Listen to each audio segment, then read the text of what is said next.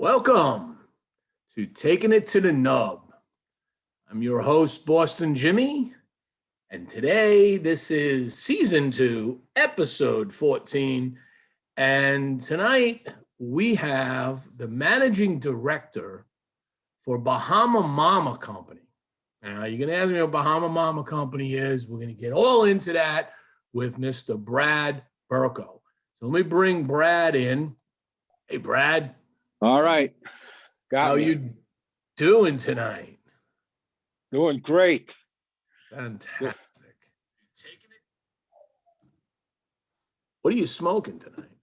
What am I smoking? I'm smoking a La Mirada, one of our Bahama Mama's cigars, as you know.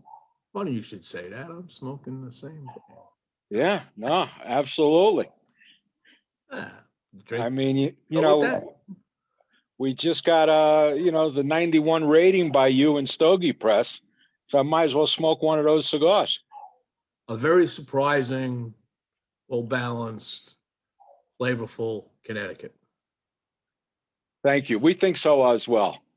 You know, we're going to get into this cigar in a moment, because I got deeper questions for you on it. You pairing anything with that, or enjoying a beverage? No, I just have a little lemonade right now. It's a little early for me. We're 3 hours ahead of you on the East Coast, so just a little early.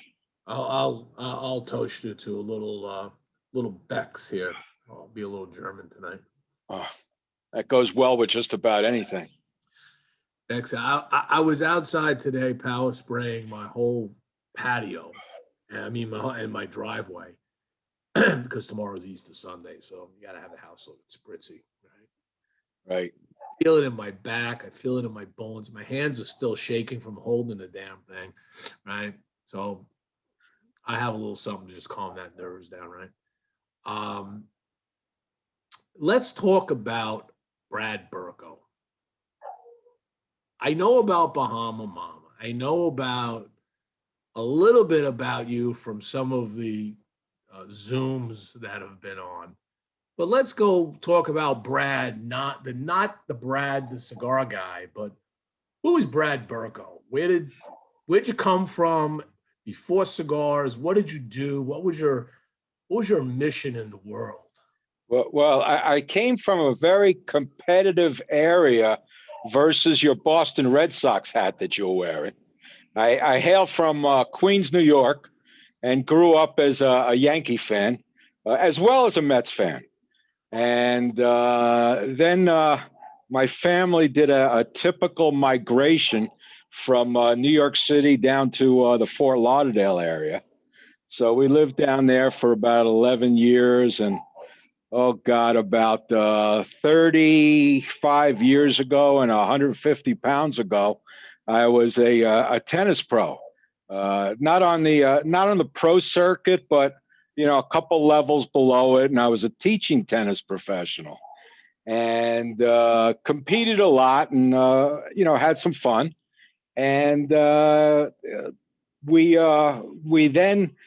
then created my first event. I created the Pro Executive Tennis Tour, which was made up of a lot of amateur tennis players from throughout Florida, and we went to different areas of the state. I mean, we played at Fisher Island down in Miami. We played at Sea Oaks and Vero Beach. You're probably familiar with that from where you live, and created that tennis tour, and then had great aspirations of creating other big tennis events.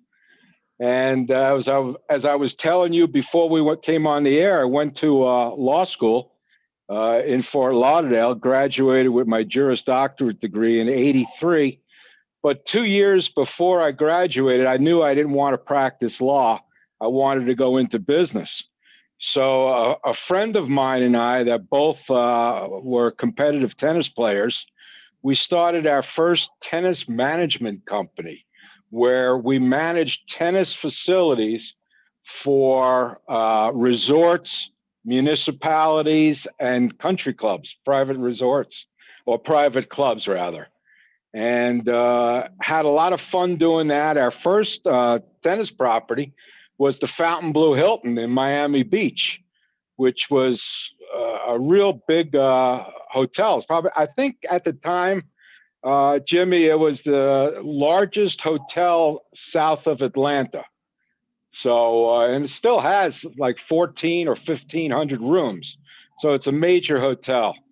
And within about a 3-year period, we managed 23 tennis properties across the United States. So what we would do is we put a tennis director in there. We'd put assistant pros in there, any maintenance people, et cetera. And we'd run the tennis property. And then in January or so of 1983, I went up to Kennebunkport, Maine, which, you know, being from Boston, I'm sure you're familiar with, and to interview to get our company, the Kennebunkport Racket Club, where then Vice President George Bush was a member. And we went up there. A few weeks later, they called me, the tennis committee, and they said, we'd like to hire you. And I said, fantastic. I'll send you some resumes of some different tennis directors that can run the club for the summer. And obviously, it was only open during the summer, like May through September or so. And they said to me, Brad, you don't understand. We want you. And I go, listen, I don't teach tennis anymore. I run this management company. They said, well, it's you or nothing. And I said, okay, I'll do it. So I got Secret Service clearance to play tennis with the vice president, who is one of the coolest guys I had ever been around. And I remember going up to one of the Secret Service agents when I first got there. I said, when I play tennis with the vice president, what do I call him?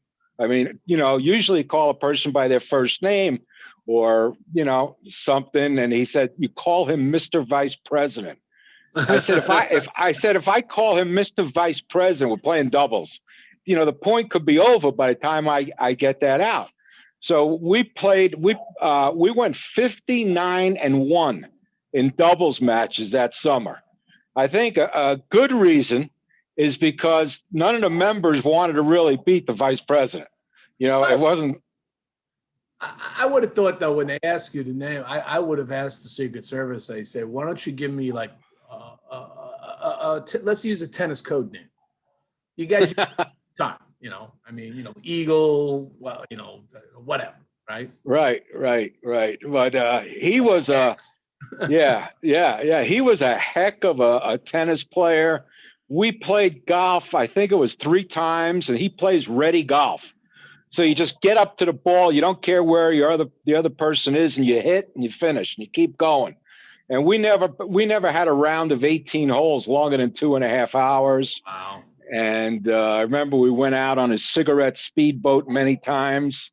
And I always say that was the summer that I've never worked harder, but had more fun in my whole life.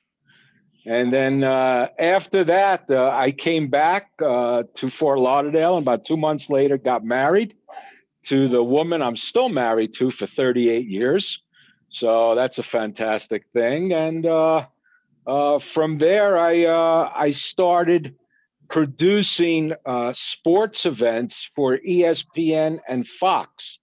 This was in the late 80s, early 90s, when ESPN and Fox, which was a conglomeration of different regional sports networks across the country, when they didn't have production units.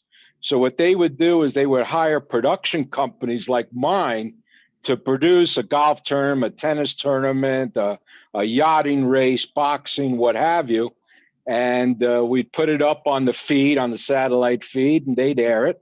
And they pay us a production fee. But then in the mid-90s, they got smart and decided to cut out the middle guy, which was me, and about a dozen other companies like mine, and basically sold the company back to ESPN. And they did their own productions. So in the mid 90s, I really had nothing to do. I was very happy to play golf almost every day. And I was about 45 years old. And I guess it was a little bit too, I was a little too young to retire.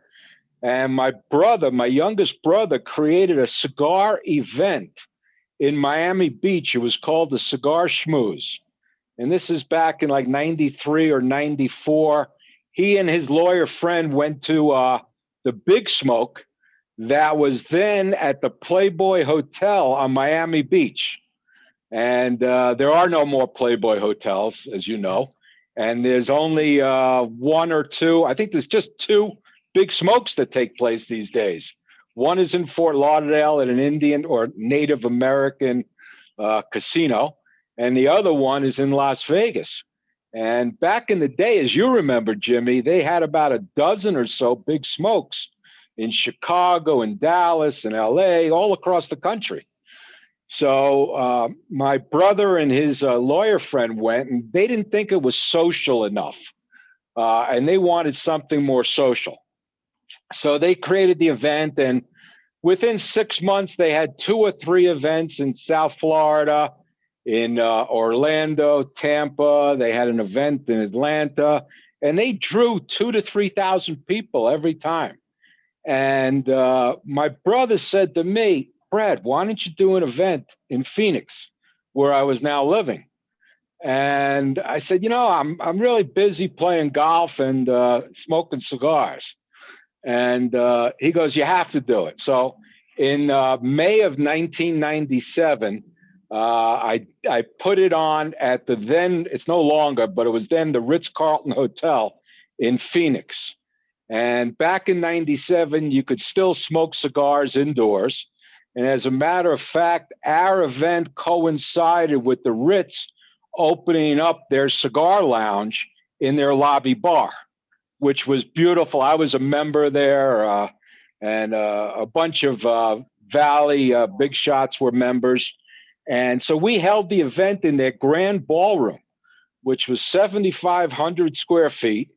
And we had 1,300 people, and we had to close it at 1,300. We turned away probably 500 people at the door. This is for a cigar event. Yeah, 13. Yeah, it was called the Cigar Schmooze. And 1,300 cigar consumers. Absolutely. In Phoenix. Yeah, in the ballroom. And as you probably know, Phoenix is one of the biggest markets in the United States for retail cigar shops. Our tobacco tax, which is 22 cents a cigar, hasn't gone up a penny in like 20 plus years. So the federal government's going to change that. They're going to raise it. No, I understand. We're still like a cowboy state. Nobody tells us what to do. But that event was a tremendous success. We had one of the beverage companies, I think it was Southern Wine and Spirits, put out about, a dozen or so tables with different distillers and breweries and wine companies. And then we had 20 or so cigar manufacturers all flew in from Miami or Tampa. And how long did that last? Did this? How many? Was it a one and done event, or did you? Well, my brother continued to do about a dozen in the Southeast. I did 2 in San Diego, and then I did about 3 or 4 more in the Phoenix metropolitan area. And then the Ritz-Carlton comes to me and says, look, we're opening up this cigar lounge. We need somebody to supply us with cigars. Do you have somebody in mind? So I said, I'm not too smart a guy. I said, let me think about who I can refer you to. So I was telling some of my friends, and they go, moron, you're not doing anything. You're playing golf, you're smoking cigars. What else is there to do? This is your new career. So I went to the Ritz-Carlton and I said, look, I can supply you with cigars. So I got licensed, and I was direct with everyone from Fuente and J.C. Newman to Perdomo to General Cigar to whoever. And I had a company that was an on-premise distributor of cigars. And I probably had at least 50 plus hotels, resorts, and golf courses in the Phoenix metropolitan area. And one of those was the Phoenician, which is still a five-star resort. And my friend was the general manager.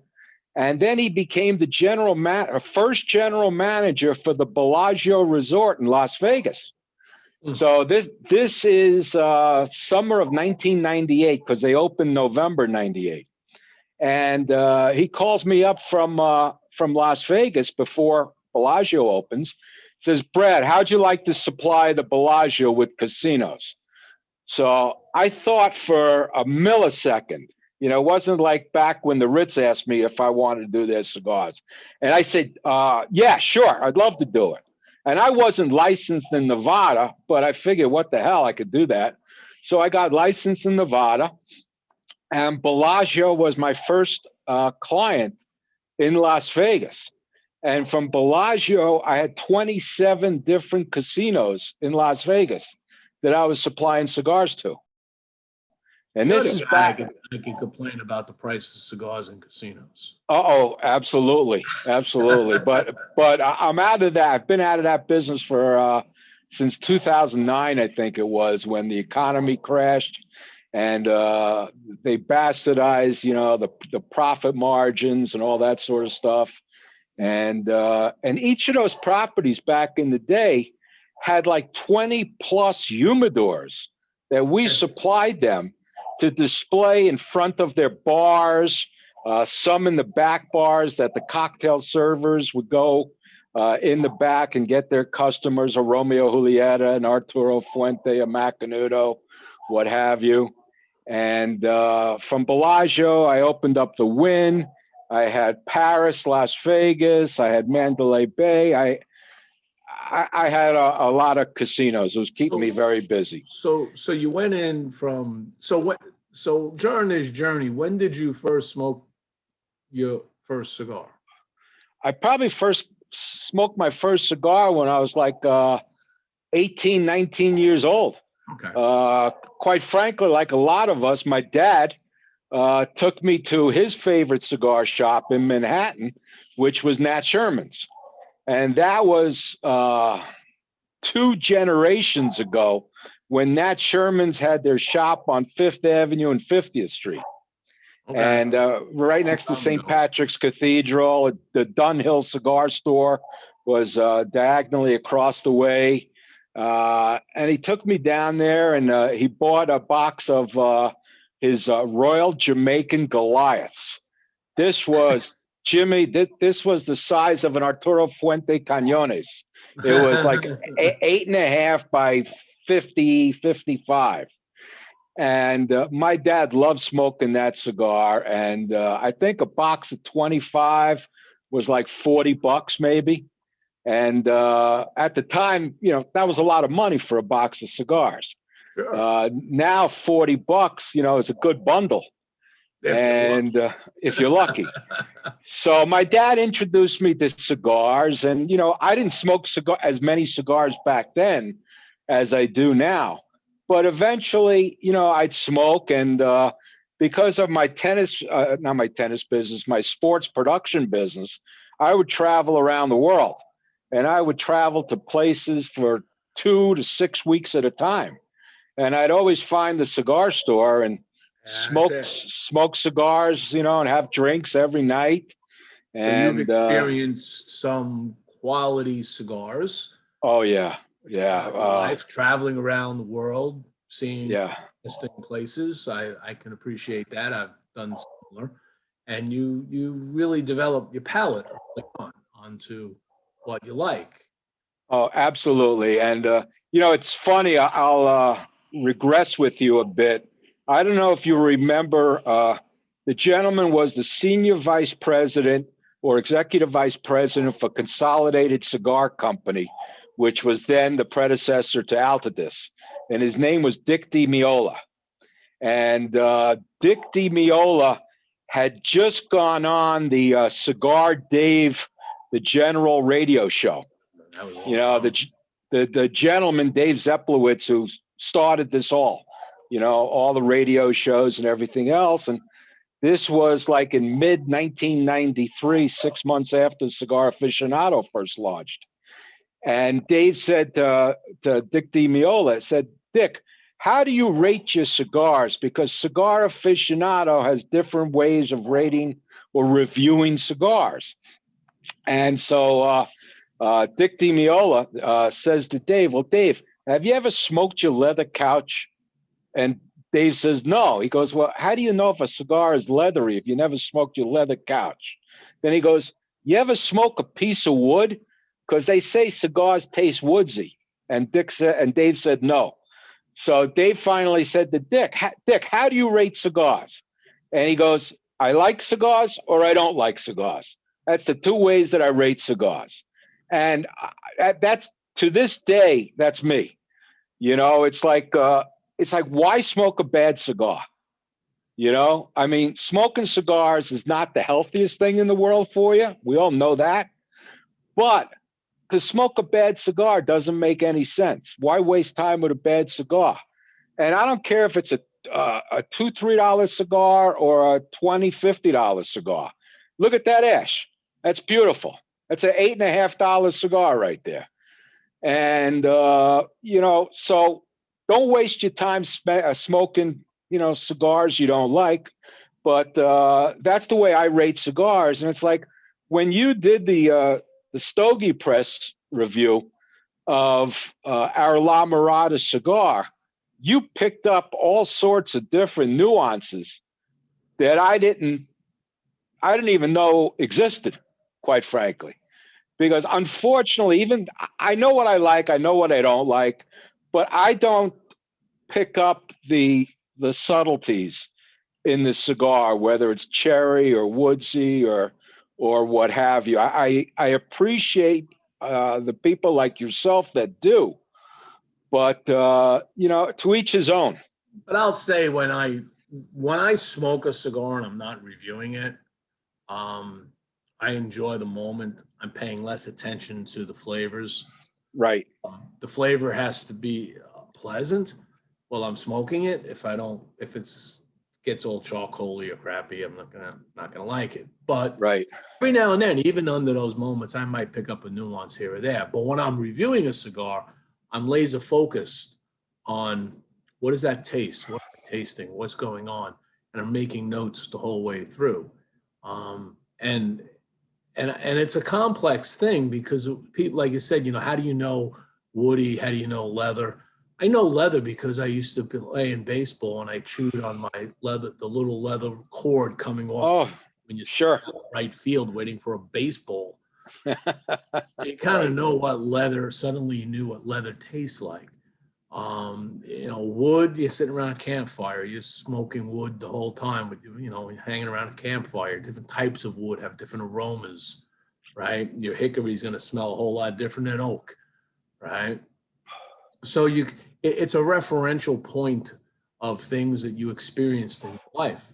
I can, as funny as it is, I can appreciate some of my brethren in the industry when somebody says Cocoa Puffs or Apple Jacks. It sounds funny, but at that moment, the individual smoking that cigar got a sensation, and it was like, and it brought them back. Maybe it brought them back to the table when they were a kid sitting at breakfast with their parents and they had Apple Jacks. And it's like, yes, it's that sweetness apple. It's a weird thing, but it's fine. And I every now and then I pop something weird out. Not normally, but there are some weird things I do pick up based on my reference points of what I experienced in life. You know, eating foods from around the world, you get different types of reference points of different spices that you pick up. So yeah, it's a fun thing to do. No, exactly. And I want to round out, you know, talking about myself, as you had asked. So I sold that business, or got out of that business in 2009 when the economy crashed, and then 2009, I opened my first ever and only retail store. So it was called the Scottsdale Cigar Club. Oh, And that was in Scottsdale, Arizona. It was your about place. 2,500 square feet. And it was rectangular, deep. And we had a 50-foot wall, a 40-foot wall with 7 55-inch TVs. With all my background of being in Vegas, I love being at the sports books. And I love smoking cigars in sports books. So I wanted it to look like a sports book, so to speak. And we had leather seating for about 35 people. And all of those couches and chairs, was mostly individual leather chairs, all faced the TV wall. And then behind the opposite wall, I built a 50-foot long glass humidor cabinet to display our cigars. And it was a custom cabinet. It was beautiful. I didn't want to build a walk-in because it would take up too much space. And every time a customer, more likely than not a stranger, would go into the humidor, you'd want to follow him in there or her in there to, first of all, see what you can help them with. And second of all, make sure they weren't absconding with any cigars. So in having this one long wall, you just really need one person watching the store. So that worked out well. And then, I guess in like 6 or 7 years later, a bunch of cigar lounges opened up, cigar bars. And here in the state of Arizona, to have a full liquor license, it's over $100,000. And Liquor license. yeah, and I wasn't zoned for that, first of all. Second of all, I didn't feel like putting up the over $100,000, and there's no guarantee once you apply for it that you get it. And to buy liquor from the liquor distributors is all COD. It doesn't matter if you're a big Safeway or a Costco or whatever you are. There's no terms. It's all cash. So, and quite frankly, I didn't want to get into the liquor business. I didn't know liquor. I don't want to be responsible for people, driving drunk or what have you. I really wanted a cigar store where people can gather and smoke cigars. But, I understood when my regulars and my customers and my members would rather go to the cigar bars than my place. I mean, I'd rather go to a place where I could buy a scotch and smoke a cigar. And so after about a couple of years of basically me supporting my store, I decided to close up. And I wasn't doing anything, quite frankly, for about 2 years. And then all of a sudden, I get a call rather from a friend of mine named John Gahagan. And John's been a big executive in the cigar industry for about 30 years, I'd say. And now he does consulting. And he was the creative director, I think it was, for General Cigar Company back in the 80s, 90s. And he's a wonderful guy. He's always been a good friend for the past 15, 20 years. And he calls me up. He says, Brad, I'm now consulting for this company called Bahama Mama's company. And we need a managing director. And would you like to be it? And I go, John, it's a tremendous honor. Thank you. But I've never smoked your cigars. So, I can't represent a cigar brand that I don't care for the cigars. And so he sent me plenty of samples, and I went through them and loved them, and called him back and said, sign me up. I'd love to be the managing director. So as of October 1st, that's what I've been doing. So what we're going to do here, and that was an awesome introduction. Ask one question, I get what I asked for. It's perfect. Yeah. Well, I'm very long-winded. My friend John sends me emails. I send him back a book, and he's always telling me, Brad, I just want a yes or a no. But we'll get to that too. At this moment, let me take a quick break here where I will talk through my sponsors for the show that we have every week. So today's show is brought to you by Frontline Cigars. Frontline Cigars is always on the front line of flavor, innovation, and giving back to those who serve. As a first responder-owned company based in the Chicagoland area, Frontline Cigars strives to give back to those that serve, whether it's first responders or military, through numerous charitable foundations. At frontlinecigars.com, you'll find a wide range of cigars from boutique to everyday brands, in addition to a fine selection of cigar accessories and swag. Follow Frontline Cigars on Instagram and Facebook for updates, and check out www.frontlinecigars.com. Today's show is also brought to you by La Jolla del Chan. La Jolla del Chan is a Puerto Rico cigar company whose mission is to offer the opportunity to all cigars and brands in Puerto Rico as a way to offer their products internationally. They want to regain the position for Puerto Rico in the tobacco world. Owned by a husband-wife team, Gabby and Liz, they want all hands that work the tobacco leaf in their country to have the same opportunity to expose their products. La Jolla del Chan, they call it that because we cultivate part of our product. We want at some point to be able to supply the world with native Puerto Rican tobacco leaf. You can check out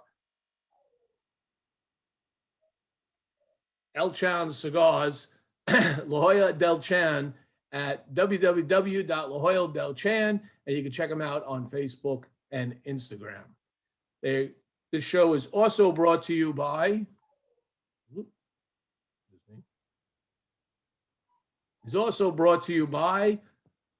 Tarazona Cigars. Tarazona Cigars, they do it with passion. Anybody that knows Eddie Tarazona knows that he is a passionate cigar man and has been since the inception of his company. Tarazona Premium Handmade Long Leaf Cigars are each rolled to the highest quality by masterful rollers. Each hand that touches the process takes pride in the quality and craftsmanship of every cigar that goes into every box. So next time you're looking for a fine smoke, do it with passion and reach for Tarazona. You can follow Tarazona Cigars on Facebook and Instagram, and visit www.tarazonacigars.com. I want to thank my sponsors, because without them, the show is always a little bit harder to do. All right, now let's get to the fun part. Bahama Mamas. Now, when I heard about Bahama Mamas, for some reason that rings a bell in my head. That brand is not relatively new, is it? You went silent for some reason.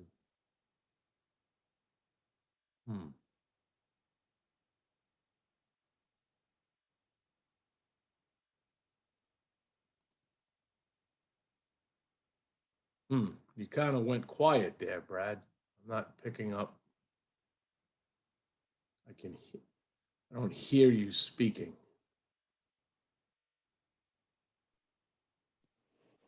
Hello? There you are. All right. All right. I don't know what happened, but the brand was originally started in Las Vegas. It was called Havana Honeys. Okay. And then Havana Honeys was purchased by General Cigar Company. General Cigar Company then sold it to the company that I work for. And they rebranded it as Bahama Mamas. No, there's no longer a Havana Honey cigar. It's now branded as Bahama Mamas, and we have 4 different infusions in let's our. talk. Let's break this down. Let's take this slowly. All right. So the first thing I would ask here is there is 2 parts to this line. All right. There's the Bahama Mamas, which is the infusions. Right. And then there is the La Mirada. Right. So let's talk about the infusion, and then let's talk about the La Mirada in a little more detail, because I had some questions about the cigar itself. All right. Well, it's got 4 different infusions. So, and it's made at the La Aurora factory in the Dominican Republic. And we have a Bardstown blend, which is Bardstown, Kentucky bourbon. We have a Freeport rum. We have a Madagascar vanilla. And we also have a Braziliana coffee. And we have them in 4 different sizes, a Toro, a Gordito, a Robusto, and a Petite Corona. And can you hear me okay? Because Yeah, I'm hearing you fine. Okay. So, and there's 4 different flavors. So, and we've been selling them very, very well. It's a very subtle hint of the infusion. The tip on the cigar has got like a sugary or sweet tip, like the old Cuban. Baccarat cigars. Or the old Cuban cigar. And it's just a delicious, delicious taste to it. And it's not infused with a lot of aroma. You can smoke this cigar in a group of guys and nobody will get turned off by the aroma. So, you know, if somebody likes a cigar like that, it's a beautiful cigar. Now, is there a concern about the FDA kiboshing flavored cigars for your company? Well, we're very concerned about what the FDA is doing. We have a law firm that's involved with the FDA advising us. John, the consultant to the company, has appeared before Congress before with FDA matters. And, you know, you don't know what's going to happen because, you know, now a new administration came in. The FDA has put the cigars on the back burner, so to speak. Mm-hmm. But still, you know, you have a lot of states, besides municipalities, states that are outlawing flavored cigars. And quite frankly, I think it's ridiculous because, you know, we're not promoting or marketing our flavored cigars to underage minors. No. I mean, I don't remember a kid under 21 even coming into a cigar store. And they already changed the law to 21 nationwide. So Right. they got that win. So we, the people inside of cigar shops, before they would even have seen you, the manager, if we saw some kid walk in a cigar shop, we would escort him out. Yeah. I mean, we don't want that. You know, this is our world. We have a controlled environment. This is where we like to hang out. And when you're old enough, you're welcome to come back in. Right. As a store owner, the only time I let in a minor is if he was coming in with his father who was shopping for cigars. Because my dad did that with me. I didn't see anything wrong with it. They were coming in and going out. But, you know, it's a problem with all of these youngsters that are being marketed these flavors like watermelon and peach and raspberry and what have you. And even though that's the hookah or the electronic cigarettes, a vape, that's not really cigars. I mean, our cigars, bourbon, vanilla, rum, and coffee, that's as adult-like as I can think of. And because they put out a subtle aroma and have a subtle taste, you're not marketing to that younger crowd. But going back to your question, we have deep concerns about the future of flavored cigars. That being said, there's a lot of companies out there much, much bigger than ours that have got a deep market share of flavored cigars. I mean, if you look at Rocky Patel with their Java cigars. Rocky, Drew Estate with acid, it's huge. Drew Estate, obviously, number one with their acids. You even have General Cigar that bought CAO with their blends, with their, you know, Eileen's Dreams and all that sort of stuff. You got Tatiana. You have an awful lot of major cigar brands that would just go away if the FDA was able to implement their non-flavors. Now, And then what about like a Maker's Mark cigar? You know, Maker's Mark makes a bourbon cigar. What's their name? Gurkha makes a flavored bourbon cigar. sure. Are those cigars considered flavors? Also, when you get yourself or other cigar reviewers out there, you taste all these different flavors, you know, whether it's a cherry or a raspberry or what have you, besides the woodsy or the leathery or what have you. Is that now considered a flavored cigar? There was a I think it was a Vermont senator, state senator, that I think it was Vermont, brought up this point, that says he's looking at these people that talk about cigars and you get all these flavors, and all cigars are flavored. So you would ban all cigars because they're flavored? Right. And the answer is no. It's just the nuances you get out of it. Same reason if I drink coffee, all right, if I drink wine, I'll just go with Right. I drink wine, I get different notes in wines. Get it all the time. All right. Right. So they're not adding blackberry or blueberry into it, but you're tasting that, just the way the grape worked out, the way they fermented it. So Right. this is the number. You also have a company like Perdomo, with the last few years is aging all of their tobacco in bourbon barrel casks. Right. So, is that bourbon barrel cask now adding a bourbon flavor? If you age your tobacco in port casks or in sherry casks, is that now considered a flavored cigar? And that is the answer is that's the hard part. They have to before somebody says no, they have to define what the process is and say this process used in cigars is not allowed. It's going to take a lot more deliberation to figure that out. But while you're waiting for that, is the Bahama Mama side of the company far larger than the side of the La Mirada? I would say the La Mirada is probably about 60% of our business, 65%. Oh, okay. And the flavor's probably 35%, which is still significant. Yeah.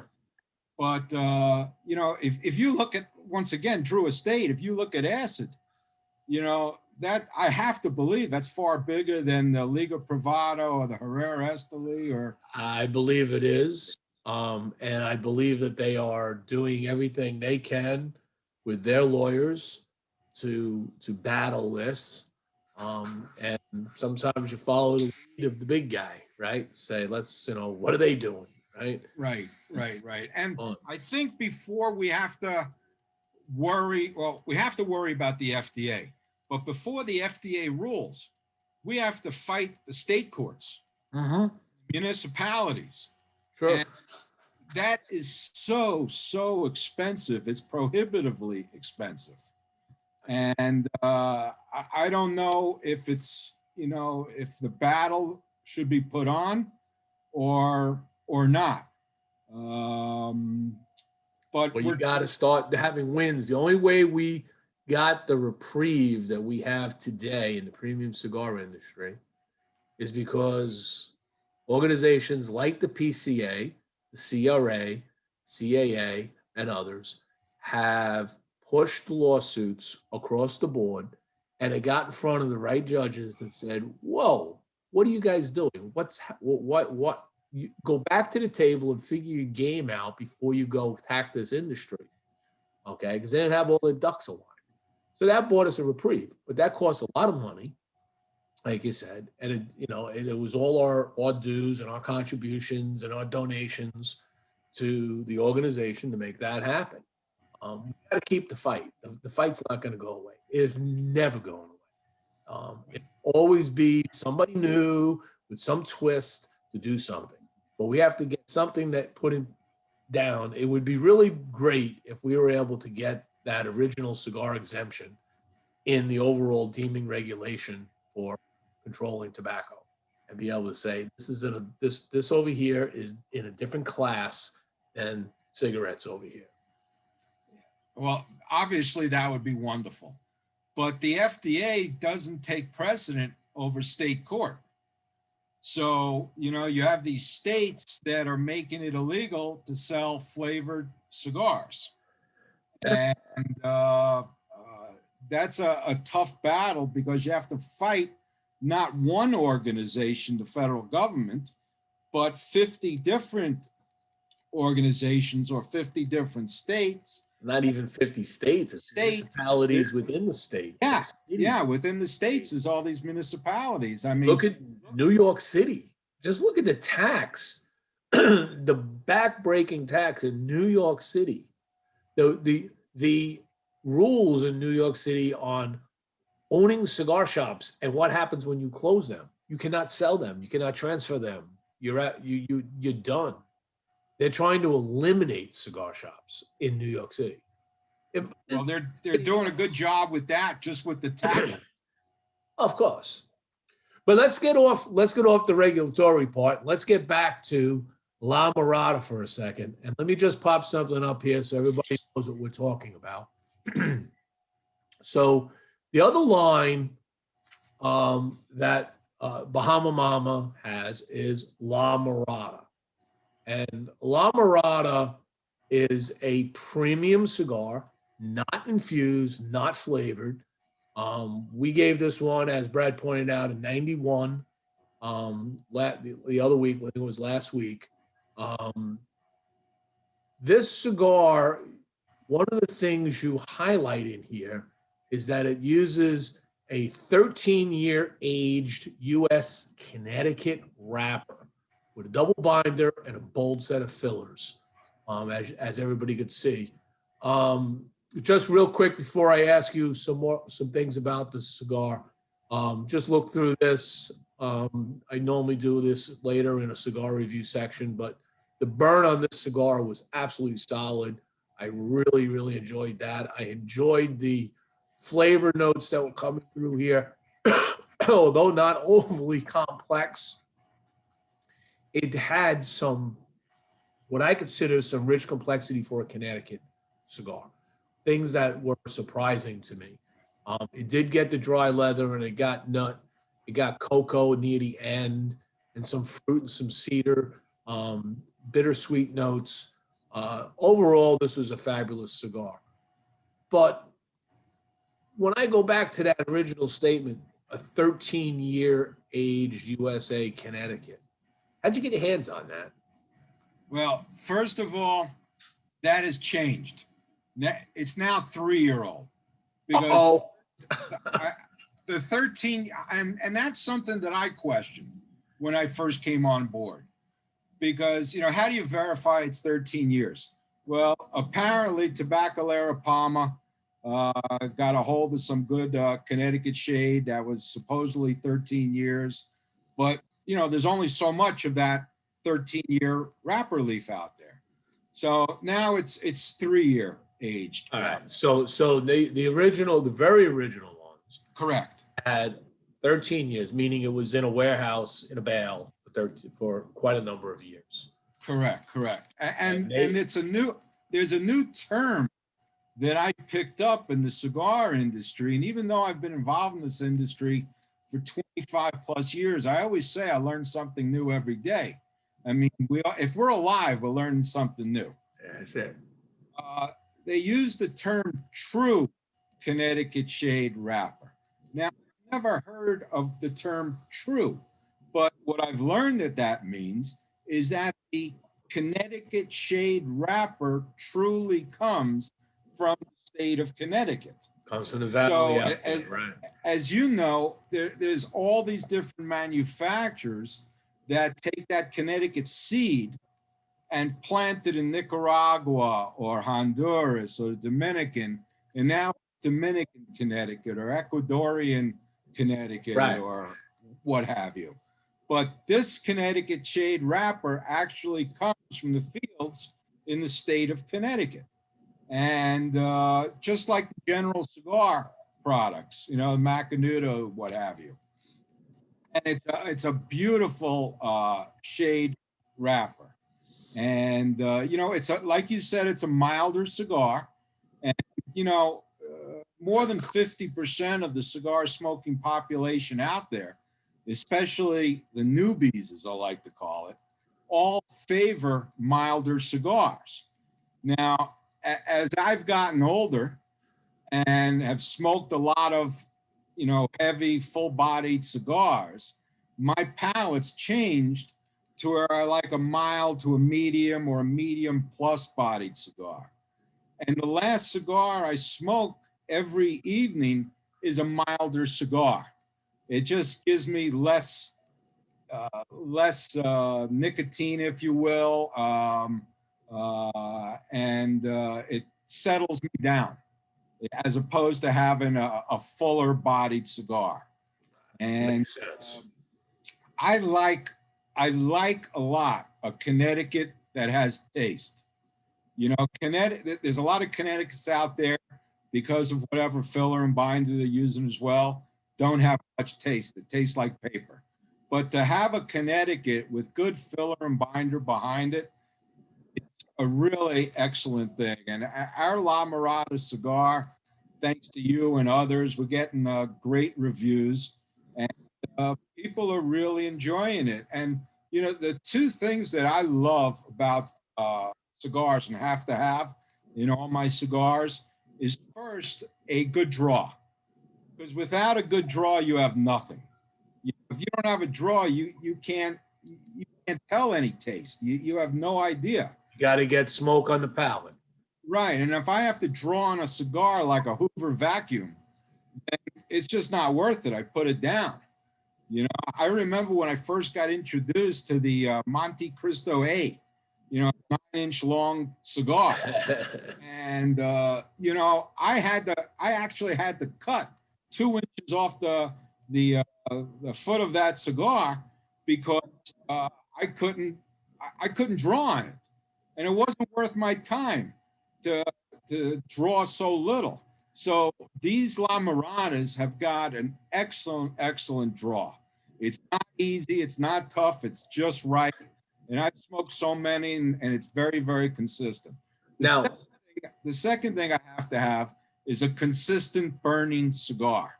As you showed the members that are the people that are watching, you know, the ash on that cigar was just beautiful. To get a 2-inch long ash immediately that's extremely even burning is a thing that I love.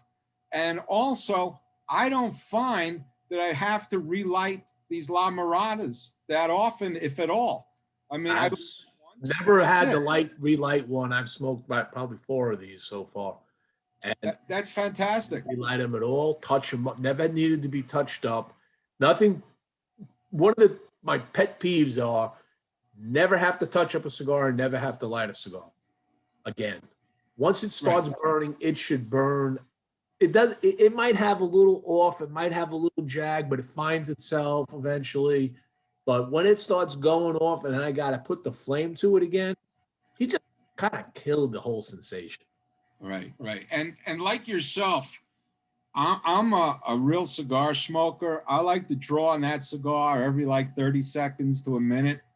And I've smoked cigars lately by some major manufacturers, and I don't want to say who because it's not fair, that I put it down for a minute, I have to relight it. That cigar goes out. And I hate to relight that cigar. I don't mind, like you said, relighting it once or twice or touching it up here and there. But to have to really relight it like I'm doing it from the start, it's a real pain in the rear. And I just won't do that, you know. On the La Mirada, if I understand correctly, the La Mirada actually was an older brand that was kind of rebirthed. Right. Well, a lot of cigars, because of the FDA and the predictates, what have you, are older brands or brands that have been in the books, so to speak, that just haven't been around a whole lot, but now, you know, they're coming back. And La Mirada in Spanish, as you know, means the view. And, you know, we want to have people imagining smoking the cigar and having a view of the beach or their backyard, checking out the golf course or what have you. But this is just a very pleasant smoking cigar. If you're a new cigar smoker, you don't have to go with a infused or flavored cigar as your first cigar. And that used to be the old way in cigar stores. You know, 10 years ago, if a new person came in, wanted a cigar, the tobacconist would immediately put them into something that's flavored. Mm-hmm. Now you just have to put them into something that's mild and that has, you know, tobacco flavor. I mean, yeah. I remember when my son, who's now 33, but when he was 18 years old, he said, "Okay, Dad, I'm 18. I'd like to smoke a cigar with you." And he was always in the DARE program in high school, which was against drugs.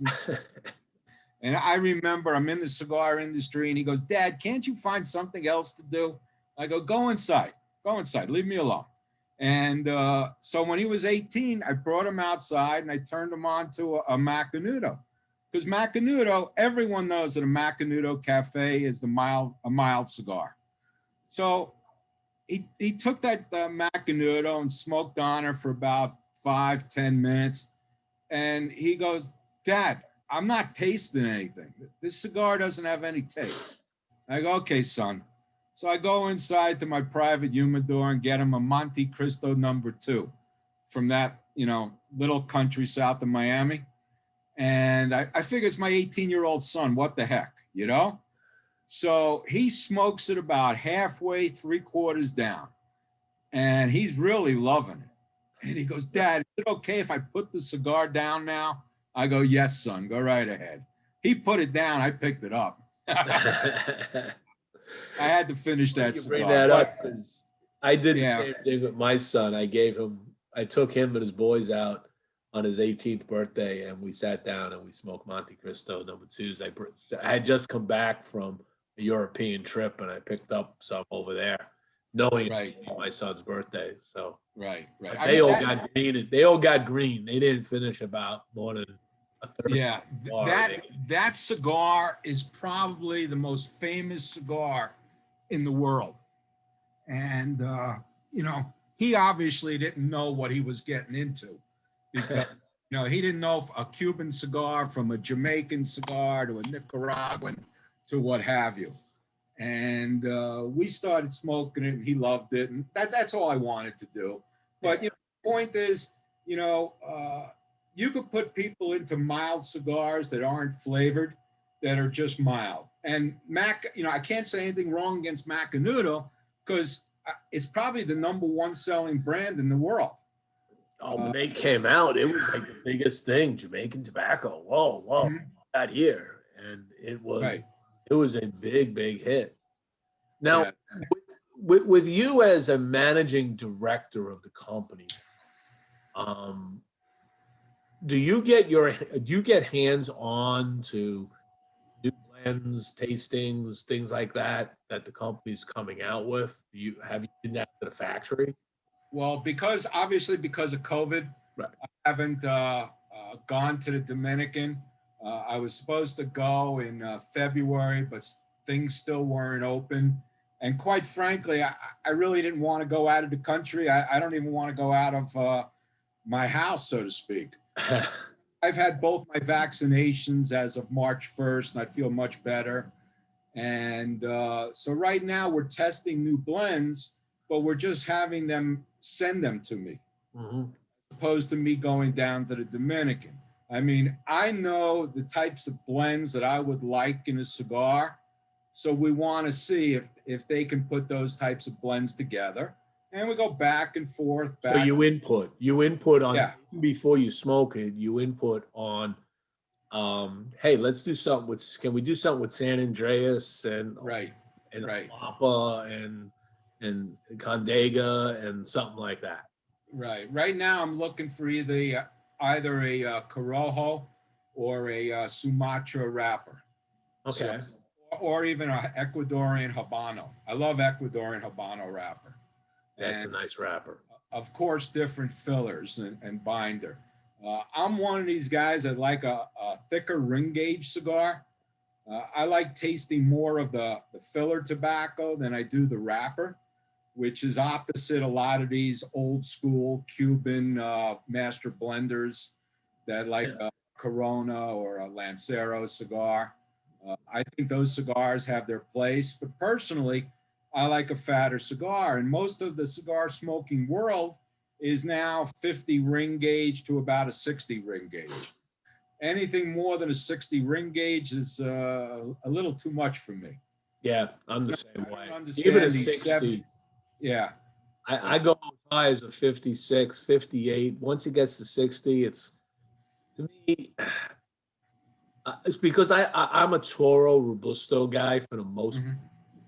I do love my Lanceros and Coronas for the exact reason you said. I mean, you really start to accentuate the wrapper on that, and it's fun to experiment. If nobody's done that, if you're not familiar, you go get that same cigar in different vitolas, different sizes, sit there and smoke a 58 ring gauge or a 56 ring gauge, and then the next day go smoke the same cigar, but smoke it if they have it in a Corona or a Lancero, and it's like a completely different cigar.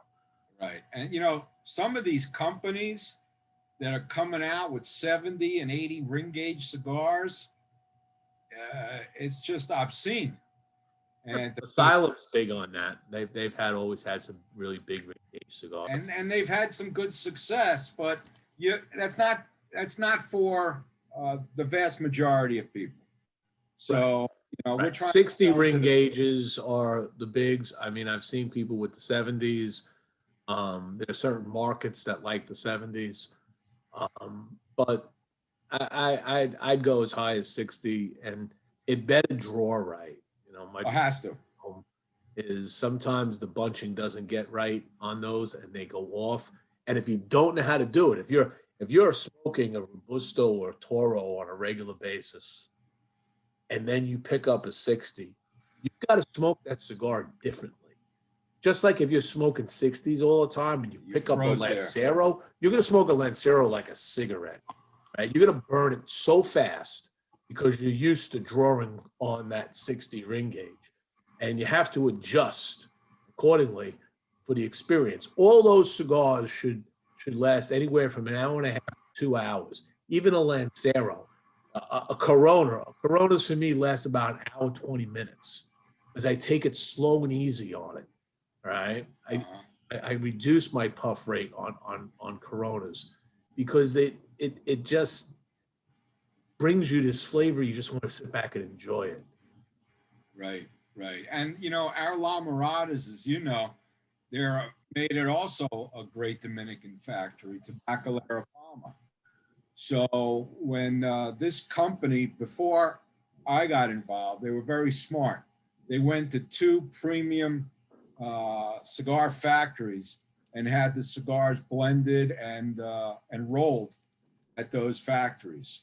And that gives you instant credibility in the cigar world because there's a lot of what I like to call Don Nobodies out there, you know? And I mean, I've been talking on some of these podcasts and social herfs about there's like 180 factories from what I understand in Nicaragua. You know, I might know of 20 of them. So it's like every Tom, Dick, and Harry is a factory, you know, size of a garage maybe. So I don't quite understand it. So what am I about to smoke here? So we're gonna roll on with the show a little bit more because your internet is breaking up a little. Yeah, it just did a glitch. It just did a glitch. Yeah. Okay. So I'm about to fire up the Madagascar. What am I firing up here? Well, what you'll first notice is the sweetness on the head of that cigar. It's like I said before, it's like an old Baccarat cigar that had a sugary tip. Yep. So immediately you don't have a flavor taste in your mouth or on your lips. You got that sweet taste. A lot of vanilla coming in. Yeah, well, and that's what it's supposed to be. And but the aroma and the taste on that vanilla is very subtle. It's very subtle. It's not like, let's say, Drew Estate once again, an acid cigar. You can smell that aroma from a mile away. You know? And as soon as you light it up, you can taste it. But our cigars, you know, it's very subtle, and I think it was made that way on purpose. The other thing about those cigars, even though it's made at another factory, La Aurora, it's got also excellent draw and an excellent burn to it. So, and it, you know, doesn't need to be relit. I relight that one maybe once or twice because of that infusion. You know, it gets the tobacco a little moist inside when it was first rolled. But it's a delicious cigar. And myself, I'm not an infused cigar smoker. You know, I'm not a dessert eater. Even though I'm a big guy, I'm not a dessert eater. And having that cigar is like having dessert.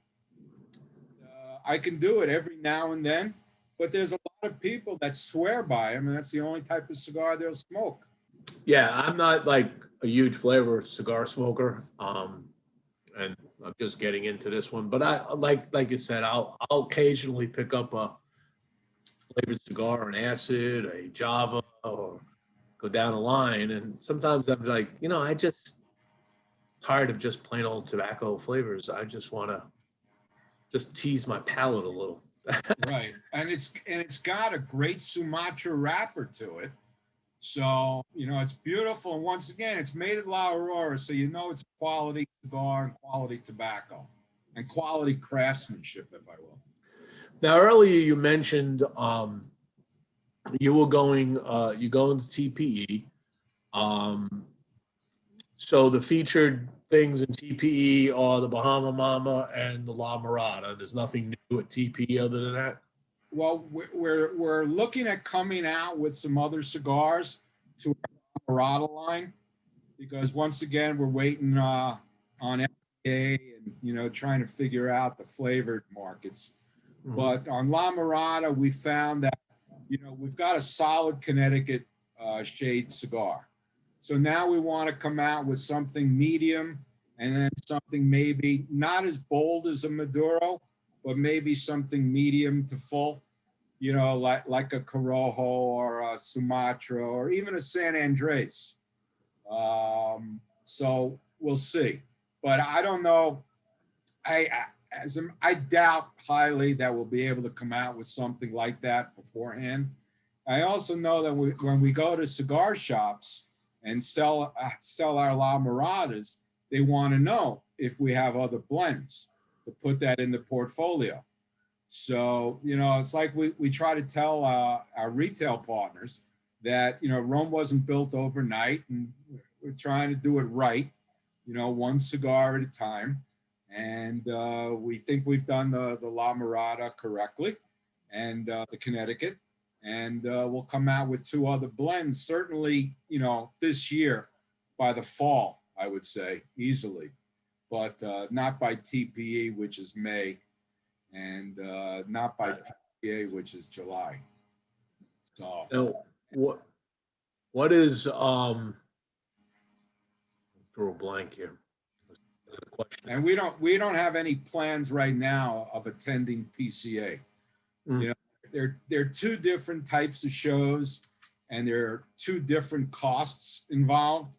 And the costs involved in the PCA are astronomical compared to the TPE. And you know, we'd rather spend our money in other places than just to put it into one show for 3 or 4 days. And once again, nothing wrong with PCA.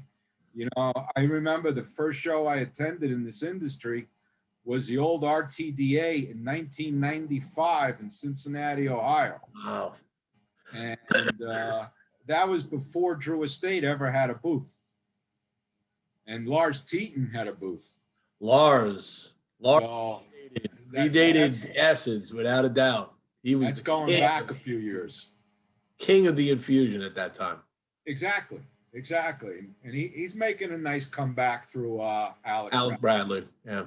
Right. Now, what would you say your reach right now is with retailers across the country? Where as far as retailers go, where are your retailers mostly located right now? Well, for some reason, we have an awful lot in Connecticut and the surrounding states. Maybe a lot of people are going from New York to Connecticut because of the high taxes in New York. But we're doing well in Florida. We're doing well in Arizona, where I am. Right now, we have 4 people out there, including myself, selling cigars. And our warehouse is in Charlotte, North Carolina. It's something I inherited under old management. And Charlotte's a great place to have a warehouse because, first of all, the taxes. And I mean, if, JR can have their big warehouse in North Carolina, there's got to be something right to it. Because are you in Tailored Smoke in North Carolina? No, but we're always willing to go there. We can always use. Definitely reach out to Tailored Smoke. They have 2 lounges now in North Carolina. They have one in Charlotte, actually right in the epicenter, which has its own issues because of the COVID stuff. And I forget what the other one, I think the other one's in Concord or something like that. Right. But North Carolina-based company, North Carolina shops, you would think they would support some of their own. So right. And we're definitely a boutique company. We joined the Boutique Cigar Association of America because it was the right thing to do right away. I had been friends with Dr. Gabby Caffey for probably the past decade or more. I was the first one to introduce his cigars in the state of Arizona. As a matter of fact, I was a very proactive cigar retailer. If I liked the boutique, I would call them. I'd pick up the phone and I'd call them. Right. I would wait for somebody to come around. So that's how I got Caffey Cigars into my place. You talk about Tarazona's a sponsor of yours. I had Eddie and his cigars in my place. So I'm very proactive. But right now, we're going out there, we're making calls, these podcasts are definitely helping a lot. So thank you. The review in Stogie Press helps a lot. So thank you on that.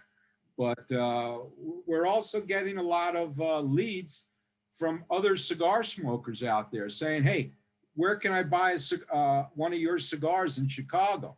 Well, we don't have. Go to your shop, tell them to carry it. Right. Exactly. That's the secret. You got to tell your friends to carry it. You'll buy them if they're there. And I'm sure Brad or whoever's working the Chicago area would be more than happy to come up there and event. Right. No, exactly. And, we're working with distributors out there. We've got a number of distributors. We've got a number of online places. Obviously, we try to make sure that they maintain the MSRP because we don't want to bastardize the product and we don't want to sell against bricks and mortar because that's where I got my start. And that's the backbone of the cigar industry is the bricks and mortar. I realize there's a tremendous place for the online, and but bricks and mortar is where it's at. I mean, you gotta support them. You have to. Right. You have to. This whole pandemic, I was on a mission where I was spreading my Stogie Press dollars. Instead of going to Vegas, which got canceled, I said, you know what? I got a travel budget. Let me just make phone calls. And I would call up brick and mortars that I knew around the country. And I would put in orders. I say, walk me through your humidor in the morning before everybody gets in. let's get on a FaceTime. And they would walk through the humidor and I say, oh, you have that? Oh, yeah, I'll take a couple of those, take 3 of those. And then they would ship them out to me. You know, you don't need to go online to do this stuff. You can just contact shops. They're more than happy to send you cigars. Okay. Right. So, right. And I know here in Arizona, we've been ahead of the curve with the vaccinations. So that's good. We had terrible times where shops were closed down for like 2 or 3 months. But now even myself, when I go to visit shops, but I try not to be in a group of, let's say, a half a dozen guys, no masks, smoking cigars, because I just don't like to place myself in that environment with the potential, even though I'm vaccinated, to catch the COVID.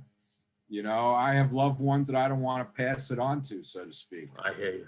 And but now, you know, I'll go to cigar stores and I'll sit with the owner of the cigar. I'll sit with 1 or 2 other guys, and we'll have a cigar and we'll talk. But you know, that's the backbone of the industry, is the bricks. And there's nothing that I love more than going into a cigar store. You know, whenever my wife and I are on vacation, I'll always go into a cigar store. I'll say, honey, you know, go do some shopping or go see the sights or whatever. She goes, well, who are you going to see in that cigar store? I go, I might meet 1 person. I might meet 10. I might not meet anyone. Well, who do you know there? You know, you don't know anyone going into a strange store, but you're smoking a cigar. And the cigar is the great equalizer. You know, it doesn't matter if you're worth 10 million and I'm worth $10. That's it. We're all smoking a cigar and we could talk about that. And that might lead to other subjects, and that's okay. But, you know, I could always go to a cigar store and relax, either sit by myself or join in on a conversation. Okay. So we probably reached the official hour now that we've took a little technology issue break there in the middle. Yes. What I want to do right now is quickly go through what's new in news and reviews on Stogie Press, standard segment of the show. Reviews this week was very light. I reviewed actually 1 cigar this week. There was a lot of news. That's why I had a lot of time writing articles. But I did review the new Blackwork Studio Hyena, the Corona Gorda Vitola. This is a spectacular cigar. I expect nothing less from James Brown and Blackwork Studio down in Nicaragua. This is a cigar that has a Cameroon wrapper. So this is the first time he's been playing around Cameroon and putting it on a Nicaraguan and Dominican filler with an Ecuadorian binder. This is a medium to full strength cigar. It's a $12 cigar. And I got some really nice notes of caramel and cedar and cinnamon, some dark chocolate, natural sweetness and spice came through on this. This is it's a beautifully made cigar. It has a little twist top on it, as you can see down here. The band actually says hyena on the front, and this kind of has a street art looking coming out of their Blackwork Studio artists. Really good job on the branding of this. It's got a semi-finished foot. Had a decent burn cone. The ash didn't drop that often. Basically had a slight jagged burn with a flat burn cone, but it was very complex and balanced throughout the whole experience. I really enjoyed this cigar. I would highly recommend anybody who's looking at something. If you like James Brown, you like Blackwork Studio, just add this to your go-to cigars from them. From Cigar News, it was a really busy week this week. So I won't belabor everything here. Let me just go down to let's see, on March 30th. So this was last week. They came out, talked to PCA, launched their members-only product hub. J.C. Newman announced that they're bringing back lectures celebrating the factory's 111 years of cigar making. So on March 31st, they had a special event there where they actually hit that milestone. They had lectors they brought in to read. Lectors were people that actually read to the cigar rollers the newspaper. That's the old school way. And they would just put it over a loudspeaker, and all day long they would be rolling cigars and listening to people read the newspaper to them. They also had a special cigar there that had a 5-cent price on it on that day. So anybody that went to that, I'd love to hear some responses back from it. Stogie Road Cigars, our friends over there, Curviante, he has moved his production now to Tabacalera Nuevo Nica, which is Chris Weber's factory. If you people remember Chris Weber from a few years back, he had his own cigar company, and then he has opened up a factory and he's starting to build it out. So he has now enlisted in Stogie Road Cigars. So they're making their whole line over there now. And they're kind of reblending with some of the more premium levels of tobacco. They're not changing the blend. They're just using a better grade of tobacco in it. So looking forward to see what comes out of the factory. I've known Chris for a very long time, and also Kerr. So I'm looking forward to see what they come out from that collaboration. The PCA announced the other day that Glenn Loop, who used to be the president of the Cigar Rights of America, now has been brought in as the state advocacy director for the PCA. So going back to what we were just saying, as far as what all these states are doing and all their laws and things they're trying to do, Glenn Loop is a perfect fit for this. He will get out there and he'll be pressing and making sure everybody's aware of what their state is doing and helping consumers and retailers take the action and try to put a stop to some of these laws that they're trying to pass. Drew Estate announced they're having a special freestyle live. So Drew Estate has this show where they do freestyle live. It's really a fun show to watch. They mix different cocktails and they're talking about different cigars. And this is their platform now. Going forward through 2021, they're doing everything through social media and everything through all of these Zooms and such. So they announced a special freestyle live that they describe it as having a mysterious plot twist. And this, if you you want to get in on something cool, they'll be announcing shortly where you can buy, what retailers you can buy this particular package. You get 3 ultra premium cigars without bands that they'll be announcing and talking about. You get a travel humidor, a cutter, a lighter, and a raffle ticket, all for $40. Now, what does that raffle ticket get you? The show is going to happen on May 6th on Thursday night. Everybody's got a raffle ticket. It was in for a drawing, and they have some whopping prizes. Okay, these are the consumer prizes. You can win a freestanding tower humidor from Drew Estate that's branded by Drew Estate. They also are giving away a branded bar. This is a bar designed by Dog at Subculture Studios. And the grand prize is a Suzuki Supermoto DR dirt bike. So they're not messing around. They may not be going to TPE or PCA, but Drew Estate, I can tell you right now, is not messing around. They are giving away some wild prizes just by getting involved. And oh, by the way, you don't have to actually make a purchase because they're a big company and they'll let you know that. You can actually go and ask for a special entry in here. If you are a retailer, they also get automatically entered to win one of 3 prizes of a standing humidor, the bar, or the mega standing ashtray, 3 Dream Seat recliners, and $5,000 credit for store improvements. So Drew Estate, man, you know, you gotta love these guys. They really are behind this industry and doing what they can do. And they're really pushing it hard and heavy this year, even though they will not be at the show. Maya Selva Cigars. Maya Selva, for those that don't know, is one of the first female cigar makers in the world. She was born in Honduras, lived down there, studied in America, lives over in France. So there, she announced their new Compai Robusto Maduro. So this is their new Robusto Maduro on here. So this they'll be featuring at TPE. If you're going to TPE, just you can visit them at booth 4035 in the Cigar Pavilion 2. Anybody going to TPE understands what I just said.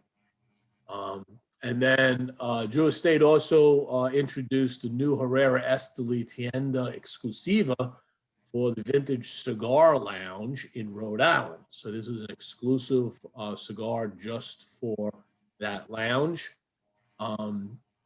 Casa Cuevas cigars. It's hard to believe that Casa Cuevas is now celebrating 4 years making their own branded cigars. Casa Cuevas has been making cigars for people for a very long time, multi-generational, doing this. 4 years ago, they branded their own cigar line, and it's been nothing but flying high since then. They really have a great craft, but they're celebrating their 4-year anniversary when they launched their original cigar 4 years ago at Masters Cigars in Miami, Florida. So that's going to happen next Friday on April 9th starting at 6 o'clock. So if you're in the Miami area and you want to do something really fun cigaring, that's the place to be. Check it out. I'm sure they're going to have some great prizes and raffles and all the kinds of good stuff that Casa Cuevas can bring to you. And lastly, for those that haven't seen the video from Kevin Shahan from Cigar Prop, Kevin Shahan got together with United Cigars, and they announced the release of what they call the Sticks and Stones cigar. Now, I got a package of these. These cigars are 5 in a pack, $15 for the pack. They're $3 cigars. $3. Don't expect anything great for $3, he says. Don't. But do expect something that you'd never expect for $3. And the only thing he asks is, if you look at the packaging, do you have what it takes? And do not open until broadcast. Now, he's asking people to go order these. This has never been done that we know of in the industry. Go buy these cigars. They're $15 for 5. Get the pack, put them in your humidor, and wait till the end of April. And between now and April, we'll have some more podcasts that he's going to do. But at the end of April, he's going to do the reveal of everything. You're going to open up your packages. You're going to cut the cigar. You're going to light the cigar. You're going to talk about the cigar. And then he's going to explain what that cigar is all about. So if you want to really see what he was saying about it, I have his YouTube video in here that announced this. Check it out. This is just cigar fun. Let's have some fun. We've gone through a crazy year. Hats off to Kevin for what he's doing. We'll check it out. I'm looking forward to the end of the month to see what I'm really smoking in this package that I got. And I'll abide by his wishes and keep it in my humidor until then. So that's the news and reviews for Stogie Press this week. I just basically close things out real quick here, Brad. We do a very quick lightning round. So these are short answers, Brad. Okay. What? First question I would ask you, if you would have, if money didn't matter and you would want any car in the world, past or present, which one would it be? Bentley Continental GT Coupe convertible. Nice. You get that one out fast. Mine is a 63 split window Corvette. What is your favorite chick flick? Favorite chick flick? Sure, you watch it with your wife once in a while. We love chick flicks. What's that one with, was it Tom? I forget. Where he kisses the girl at Katz's Delicatessen. Oh, it was with I could just see it. Pass. I'll have to look that up. I'll ask my wife. She would know. She knows all Yeah, this yeah. stuff there. I'll remember as soon as we go off the air. Best bagel shop in the United States that you've been to? Best bagel shop. Cantor's in Los Angeles. Cantor's Delicatessen in Los Angeles. Very good. And the last one, which everybody gets, there's no context in the question. It's a simple answer, one or the other. Skirts or pantsuits? Skirts. There you go. You're part of the majority. Leg man. Yeah. All right. Brad, it's been a pleasure. I want to thank you for joining in. Well, Jimmie, thank you very much. It was a pleasure. And despite you being a Red Sox fan, you're a hell of a guy. I enjoyed it.